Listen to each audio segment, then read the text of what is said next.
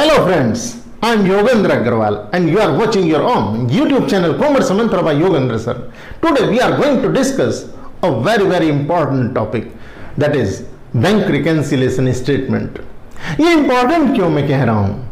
ये इंपॉर्टेंट इसलिए है क्योंकि स्टूडेंट्स को इसमें कई बार पढ़ने के बाद भी कंफ्यूजन बना रहता है, लेकिन आई गारंटी कि अगर आप मेरे तरीके से इसे पढ़ेंगे तो निश्चित रूप से आपको कभी इसमें कंफ्यूजन नहीं होगा, निश्चित रूप से आपको हमेशा एरर फ्री आंसर आएगा। मैं आपको दोनों तरीके बताने वाला हूं, रटने वाला भी और लॉजिक बेस वाला भी। आपको दोनों तरीके से मैं सिखाऊंगा, लेकिन इस वीडियो को अंत तक देखिए। And if you are not a part of this Commerce Mantra family, please subscribe the channel. Students, मैंने यहां पर लिखा है BRS, इसके बाद मैं बात कर रहा हूं बैंक रिकन्सिलिएशन स्टेटमेंट की। बैंक रिकन्सिलिएशन, BRS मतलब बैंक रिकन्सिलिएशन स्टेटमेंट। अब इसमें दो सिचुएशन में यहां पर बताता हूं। बैंक में या तो हमारे पैसे जमा होते हैं या हम पर बैंक का कर्जा होता है, जिसे हम ओवरड्राफ्ट कहते हैं स्टूडेंट्स। लेकिन जब मैं बात करता हूं अपना पैसा बैंक में जमा होने की, या मैं बात करता हूं कि मुझ पर बैंक का कर्जा तो नहीं है, तो मैं ये क्यों कर रहा हूं भाई? क्यों? बैंक रिकन्सिलिएशन स्टेटमेंट एक्चुअली है क्या? इसे बनाने की जरूरत क्या है भाई? तो स्टूडेंट्स, हमारे दो पार्टियां एक साथ हैं। एक तो बिजनेसमैन की हम बात कर रहे हैं और दूसरा हम बैंक की बात कर रहे हैं। जब बैंक अपने यहां रिकॉर्ड बनाता है, जो अपने यहां बैंक रिकॉर्डिंग करता है हमारे साथ होने वाली ट्रांजैक्शंस की, इसी तरह से हम भी तो बैंक के साथ होने वाली ट्रांजैक्शंस की रिकॉर्डिंग करते हैं। लेकिन कुछ रिकॉर्डिंग्स ऐसी होती हैं जो डिफरेंट हो जाती हैं। रीजन उसका क्या है? ऐसा नहीं है कि बैंक से कोई गलती हो गई है, ऐसा नहीं है कि हमसे मतलब बिजनेसमैन से कोई गलती हो गई है, लेकिन फिर भी रियल टाइम जो एक अपडेट होता है वो बैंक में और हमारी कैश बुक में नहीं होता है। इसीलिए दो चीजें पिक्चर में है, बैंक स्टेटमेंट या जिसे हम बैंक पासबुक भी कहते हैं, हमारे क्वेश्चंस में बेस्ट बैंक पासबुक के नाम से भी मिलेगी, और दूसरा कैश बुक। कैश बुक की जब मैं बात करता हूं, it means I am talking about the books of businessman. मैं बिजनेसमैन के द्वारा लिखी गई बुक की बात कर रहा हूं। और जब मैं बात कर रहा हूं बैंक स्टेटमेंट की या बैंक पासबुक की, तो इसका मतलब मैं बात कर रहा हूं बैंक के द्वारा लिखी गई बुक की, बैंक के द्वारा की गई रिकॉर्डिंग की। स्टूडेंट्स, अब आप सोचिए एक बात कि मान लीजिए मेरा 1 लाख रुपया बैंक में जमा है। 1 lakh rupees I have deposited in bank. 1 lakh rupees, मेरा 1 लाख रुपया जमा है। मैंने मिस्टर एक्स को एक चेक दे दिया, 1000 रुपीज का चेक दिया कि भाई ये लो, मान लो मुझ पर उसके पैसे थे 1,000 रुपए का, मैंने चेक दे दिया। तो चेक देते ही मैं क्या करूंगा स्टूडेंट्स? मैं अपना बैलेंस कम कर लूंगा ना। अब मैं ये कहूंगा कि मेरा 1 लाख रुपया बैंक में जमा नहीं है, बल्कि 99,000 है। मान लीजिए वो मिस्टर एक्स उस चेक को घर पर लेकर बैठ गया, तो आप सोचिए क्या बैंक को पता चलेगा कि भाई योगेंद्र सर ने चेक दिया है और हम उनका बैलेंस कम कर लें? नहीं जी, बिल्कुल पता नहीं चलेगा।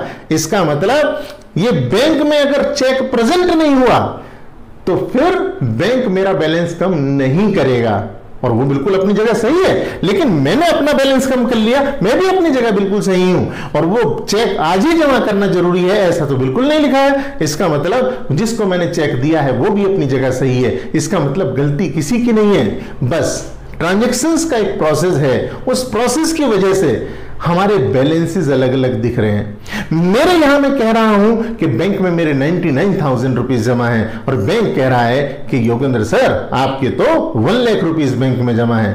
मतलब मेरे यहां 99,000, बैंक के यहां 1 लाख रुपए उनकी रिकॉर्डिंग के अनुसार, और दोनों अपनी अपनी जगह सही। लेकिन मुझे तो अपनी बुक क्लोज करनी है, मुझे तो अपने अकाउंट्स बनाने, फाइनल अकाउंट्स बनाने, तो मुझे सही बैलेंस चाहिए। तो मैं क्या करूं भाई?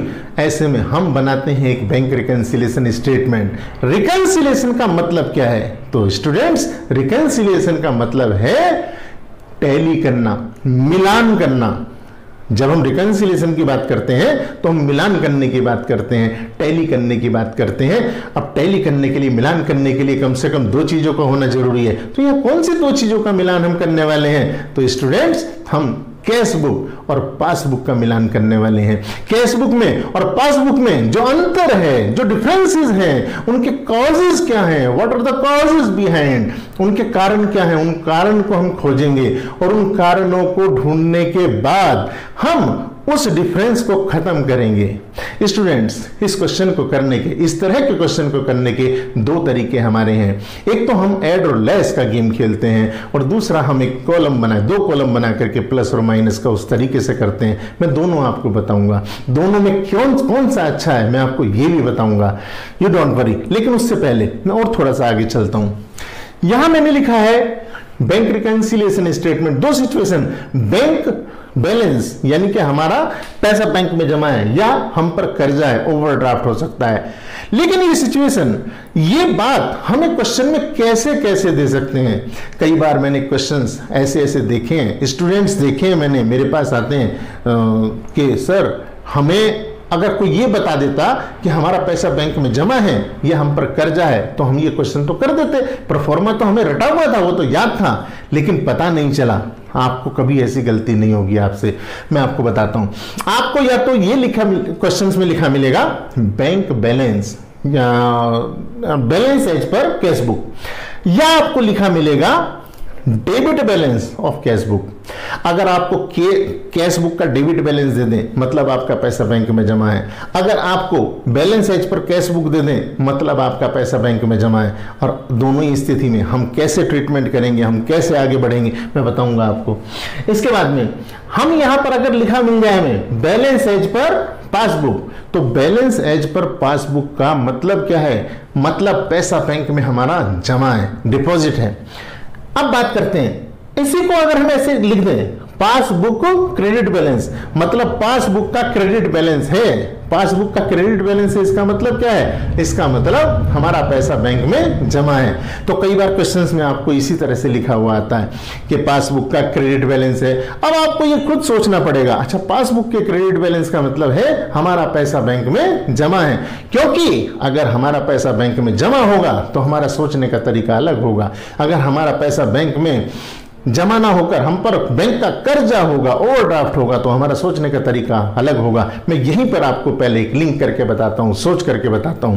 मान लीजिए मेरा 1 लाख रुपया बैंक में जमा था, तो 1 लाख रुपया बैंक में जमा, मैंने चेक इशू कर दिया। चेक इशू करना तो समझते हैं ना, चेक इशू करने का मतलब है चेक जारी करना है। देसी भाषा में मैं कहूं तो चेक काट देना, चेक काटना। चेक काटने का मतलब क्या है, चेक काटने का मतलब है कि मुझे किसी के पैसे देने थे, मैंने उसको दे दिए, एक चेक काट दिया उसके नाम से।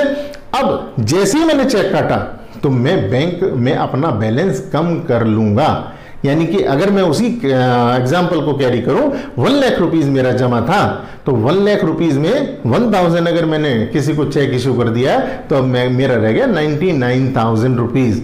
अब यही चीज अगर मेरा बैंक, मुझ पर बैंक का कर्जा हो तब क्या होगा, तो बैंक का कर्जा होने पर सिचुएशन डिफरेंट हो जाएगी। भाई बैंक का अगर मुझ पर कर्जा है, मान लो 1 लाख रुपए कर्जा है और मैंने 1000 रुपए किसी को चेक दे दिया, तो अब मैं कैसे सोचूंगा, मेरा सोचने का तरीका होगा कि पहले 1 लाख रुपए कर्जा था, मैंने 1000 रुपए किसी को चेक और दे दिया है, इसका मतलब अब मेरे पे कर्जा हो गया है 1,01,000 रुपीज। 1,01,000 रुपए मेरे पे कर्जा हो गया है। यानी कि अगर ओवरड्राफ्ट है तो वही चीज में मैंने ऐड किया 1000, ट्रांजेक्शन वही है, लेकिन अगर मेरा पैसा बैंक में जमा था तो मैंने डिडक्ट किया है अपने यहां। तो अगर किसी वजह से एक में मैं डिडक्ट कर रहा हूं और एक में मैं ऐड कर रहा हूं, सिचुएशन चेंज थी, एक में पैसा जमा है और एक में मुझ पर कर्जा है। आई थिंक मेरी बात समझ में आ गई है। इसके बाद बच्चों हम बात करते हैं, ये हमारी 4 सिचुएशंस दे रखी हैं, ये चारों सिचुएशंस हम बच्चे रट लेते हैं, हम रटने में बहुत माहिर हैं। हम कहते हैं जैसे ये प्रोफॉर्मा है, मैंने यहां कुछ ट्रांजैक्शंस लिखी हैं, 2-2 ट्रांजैक्शंस मैंने लिख रखी हैं। ये 2-2 ट्रांजैक्शंस ही नहीं, आपको 50 ट्रांजैक्शंस हो सकती हैं, घबराने की जरूरत नहीं है, चाहे कितनी भी ट्रांजैक्शंस हो। अगर जो लॉजिक मैं बता रहा हूं उस लॉजिक को समझ लेंगे, उसको सीख लेंगे, तो फिर क्वेश्चन गलत होगा ही नहीं आपसे, पक्की सी बात है। तो मैं यहां तो केवल जो एग्जाम्पल के लिए लिखी है उसी को डिस्कस करूंगा आपके साथ। अभी देखो हम बात करते हैं कि अगर हम इसमें से कोई सी भी सिचुएशन दी हो तो हम क्वेश्चन को डेवलप करना कैसे शुरू करेंगे। हम एक बैंक रिकंसिलिएशन स्टेटमेंट बनाते हैं, बैंक रिकंसिलिएशन स्टेटमेंट टाइटल डाल करके हमें जो भी क्वेश्चन में बैलेंस दे रखा हो या ओवरड्राफ्ट का अमाउंट दे रखा हो, अब वो कैश बुक के अनुसार दे रखा हो चाहे पासबुक के अनुसार दे रखा हो, हम जैसा भी दे रखा है उसको शुरुआत के लिए लेंगे, यानी कि स्टार्टिंग जो अमाउंट होगा, स्टार्टिंग जो पॉइंट होगा हमारा वही होगा। सपोज करिए मेरे एग्जांपल में मैं लेकर के चलता हूं कि मेरा 1 लाख रुपए बैंक में जमा है, तो balance as per cash book और मुझे दिया हुआ है सपोज करिए, तो balance as per cash book 1 lakh rupees ऐसे मैंने लिख लिया। अब इसमें मैं कुछ आइटम ऐड करूंगा और कुछ आइटम लेस करूंगा। ये चाहे आप किसी भी राइटर की बुक यूज कर रहे हो, सभी 4 फॉर्मेट आपको मिलेंगे, कौन कौन सी चीज़ ऐड करिए, कौन कौन सी चीज़ लेस करिए। और बच्चे रटने भी माहिर हैं, बच्चे कहते हैं सर हम रट देंगे। जब वो पहला फॉर्मेट रटते हैं तो रट देते हैं, लेकिन अभी दूसरा शुरू करते के साथ ही उनको दिक्कत होने लगती है। जानते हैं क्यों? क्योंकि अभी जो कुछ ऐड हो रहा होता है पहले केस में, दूसरे में वही चीज लेस होने लगती है। जो चीज पहले में लेस होती है वो दूसरे में ऐड होने लगती है। यहां तक भी बच्चे हिम्मत मार देते हैं, वो कहते हैं सर इसको भी रट देंगे। लेकिन समस्या जानते हैं कब आती है? जब केस ओवरड्राफ्ट वाला पहुंचता है, वो कहता है अब हमारी हिम्मत खत्म हो गई। क्यों? क्योंकि पहले जो चीज ऐड हो रही थी दूसरे केस में पहुंच करके लेस हो गई, तीसरे में पहुंच के फिर ऐड हो गई। अरे ये क्या हुआ भाई, अब तो हम भूल ही जाएंगे, पक्का भूल जाएंगे। और इस तरीके से हम इस क्वेश्चन को ये मानते हैं कि अगर सही हो जाए तो गंगा नहा जाएंगे। भैया बहुत बढ़िया, हमारे लिए तो बहुत बढ़िया हो जाएगा अगर ये क्वेश्चन सही हो जाए। लेकिन मैं ये मानता हूं कि अगर इसे आप समझ कर करेंगे, मेरे अनुसार लॉजिक के अनुसार करेंगे, तो आप इसके बोनस मार्क्स काउंट किया करेंगे। आप कहेंगे अच्छा बैंक रिकंसिलिएशन का क्वेश्चन आ गया, चलो ये तो फिर बोनस मार्क्स हो गए, इसमें तो अब कोई दिक्कत ही नहीं है। स्टूडेंट्स, मैं आपके साथ ये शेयर करता हूं, जैसे मान लीजिए बैलेंस एज पर पासबुक हमें दिया हुआ है, सोचने का ढंग कैसे होगा देखो, ऐड लेस का खेल, माइनस प्लस भी करके हम कर सकते हैं। माइनस प्लस के अपने फायदे हैं उस तरह से बनाने के, आप क्वेश्चन को उस तरह से अगर डेवलप करते हैं, और इसके ऐड लेस के अपने फायदे नुकसान है। लेकिन एडलेस में एरर फ्री आंसर आएगा आपका। प्लस माइनस वाले गेम में हम कुछ चीजें याद कर लेते हैं, और वहां जो याद करी हुई चीजें हैं वो तो हम बहुत बेहतर करते हैं, हमसे बेहतर कोई कर नहीं सकता क्योंकि रटी हुई होती हैं। लेकिन जहां हम फंसते हैं, थोड़ी सी ट्रिकी अगर ट्रांजेक्शन आ गई तो फिर हमें पता नहीं होता कि हुआ क्या। आप लोग कल प्रैक्टिकल वर्क करेंगे जाकर के, बैंक रिकंसिलिएशन स्टेटमेंट वहां आपको जाकर बनाना पड़ेगा, किसी सीईओ के ऑफिस में चले जाएंगे, असली पता तब चलेगा। अभी तो जो भी टीचर आपको पढ़ाते होंगे उन्होंने जो भी परफॉर्मा आपको बनवा दिया होगा, वहां आपका एक बार को काम चल जाएगा, क्योंकि वो जिस तरह के क्वेश्चन पढ़ाएंगे उसी तरह के क्वेश्चन आपके एग्जाम में आएंगे। क्योंकि आपके 11th में है, 12th में तो है नहीं। 12th में होता तब आपका स्कोप थोड़ा सा ज्यादा होता, क्योंकि 12th बोर्ड में तो कुछ भी आ सकता है। अभी आपको जो पढ़ाया जाएगा वही आपके एग्जाम में आएगा। लेकिन आपको उस एंगल से केवल नहीं पढ़ना है कि हमें एग्जाम में अच्छा करना है, बल्कि उस एंगल से पढ़ना है कि बैंक रिकंसिलिएशन स्टेटमेंट हमेशा हमेशा के लिए हमें सीखना है। स्टूडेंट्स, इससे पहले कि मैं आगे बढ़ूं, मैं एक्साइट हो जाता हूं, आप इसका स्क्रीनशॉट ले लीजिए, क्योंकि जो मैंने लिखा है वो इंपॉर्टेंट है।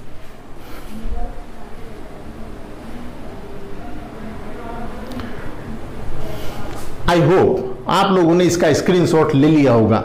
स्टूडेंट्स, अब बात करते हैं कि हम इसे कैसे याद करें या कैसे इसे समझें। तो आप ऐसे सोच करके चलिए कि आपको, मान लीजिए मैं इसी एग्जांपल को डेवलप करता हूं, balance as per cash book दिया हुआ है। Balance as per cash book का मतलब क्या है जी? Balance as per cash book का मतलब है कि आपका पैसा बैंक में जमा है, और अगर पैसा बैंक में जमा है तो अब आपके सोचने का ढंग ऐसे ही होगा कि इस पर्टिकुलर ट्रांजैक्शन से मेरा पैसा कम हुआ या ज्यादा हुआ, यही तो सोचना है। ओके, तो बच्चों मान लीजिए मैं उसी एग्जांपल को वापस से डेवलप करता हूं। 1000 रुपीज का आपने चेक काट दिया। अब चेक आपने काट दिया तो सोचो, आप जैसे ही चेक दोगे तो अपना बैलेंस कम कर लोगे ना। आपने अपना बैलेंस कम कर भी लिया, 99,000 रह गया, लेकिन बैंक तक तो वो चेक नहीं पहुंचा, वहां तो प्रेजेंट नहीं हुआ, तो बैंक ने अपना बैलेंस कम नहीं किया है। हमसे तो गलती हो गई भाई, अभी बैंक ने भी कम नहीं किया है क्योंकि वहां चेक पहुंचा नहीं है, हमने लेकिन कम कर लिया है। इस गलती को कैसे सुधारें? तो इस गलती को सुधारने का तरीका हम भी वापस से इसे ऐड कर दें, तो check issued but not presented add हो जाता है। अब इस चीज को जो याद करने वाले वो याद कर लेंगे कि check issued but not presented add होता है कौन से केस में? यहां पर। लेकिन जैसे ही केस बदलेगा, आपका पासबुक वाला केस आएगा तो आप कहेंगे यही चीज जो ऐड हो रही थी वो लेस हो जाएगी। Check issued but not presented less हो गई है यहाँ देखो। इसका मतलब ये है बच्चों कि अभी तो 2 है, जैसे ही अगले में जाएंगे तो फिर से check deposited but not collected, और ये हमारे check issued but not presented. अब यहां भी ये दिखाई दे रहा है, तो बच्चों यहां भी लेस, कहां पर लेस करें, कहां पर ऐड करें, ये तो कंफ्यूजन हो जाने वाला है। तो सोच करके करिए, गलती होगी नहीं, 101% आपसे गलती नहीं होगी, एरर फ्री आंसर आएगा। दूसरा देखते हैं, मान लीजिए ये कहते हैं चेक और कैश डिपॉजिटेड डायरेक्टली। हमारा कोई कस्टमर है, सपोज करिए मिस्टर वाई, उसने 5,000 रुपए मुझे देने थे। अब वो 5,000 रुपए मेरे पास तो देने आया नहीं, उसको मेरा बैंक अकाउंट नंबर पता था, उसने जाकर के वहीं जमा कर दिए। अब जैसे ही उसने वहां जमा किए तो बैंक तो 1 लाख रुपए मेरे जमा थे वहां पहले से, 5,000 और ऐड कर लेगा। 5,000 ऐड कर लेगा मतलब मेरा बैलेंस वहां 1,05,000 रुपए हो जाएगा। लेकिन मेरे यहां तो 1,05,000 नहीं हुआ। रीजन क्या है भाई, मुझे तो पता ही नहीं है कि मिस्टर वाई पैसे जमा करके चला गया मेरे अकाउंट में। मुझे कब पता चलेगा? जब बैंक से मेरी वार्तालाप होगी, जब बैंक से बैंक स्टेटमेंट मुझे मिलेगा, या मेरी पासबुक में जब वो रिकॉर्डिंग करेगा कि 5,000 रुपए कोई मिस्टर वाई आपके लिए दे करके गया है। बस ये जो मिस्टर वाई आपको 5,000 रुपए दे करके गया है, आपको अब क्या करना है? बैंक ने तो ऐड कर लिया है, मेरा बैलेंस वहां बढ़ चुका है, अब क्या करें? मैं भी ऐड कर लूंगा इसको, तो मैं भी इसको ऐड कर लूंगा। रीजन, मुझे भी तो बैंक ने जैसा कर दिया ऐसे ही करना पड़ेगा। अब मान लीजिए check deposited but not collected, इसको लेस किया हुआ है। जो याद करने वाले वो तो याद कर लेंगे कि check deposited but not collected. हमने चेक डिपॉजिट किए। पहले तो चेक डिपॉजिट का मतलब क्या होता है जानते हैं? चेक डिपॉजिट का मतलब है कि मुझे किसी ने चेक दिया। सपोज करिए मेरा कोचिंग चल रहा है और मेरे कोचिंग में मुझे एक स्टूडेंट ने मेरी मंथली फीस दी। सपोज करिए 5,000 ही पेड, उसने मुझे 5,000 रुपये दिए। अब ये 5,000 रुपये कैश में नहीं दिए, चेक दिया मुझे, तो मैं क्या करूंगा? मैं अपने बैंक अकाउंट में जाकर के जमा कर दूंगा इस 5,000 रुपये के चेक को कि भाई चलो इस महीने की फीस आ गई है, 5,000 रुपीज जमा कर दो बैंक में। बैंक में जाकर के मैंने चेक जमा किया। अब बैंक मेरी तरफ से उस मिस्टर वाई के, या जो मेरा स्टूडेंट है उसके अकाउंट तक जाएगा और वहां से उसके अकाउंट से पैसा लेकर के आएगा। लेकिन इट विल टेक टाइम, इसमें समय लगेगा भाई। 1 दिन 2 दिन 3 दिन जो भी उनका ड्यू प्रोसेस है वो पूरा करेंगे उसे।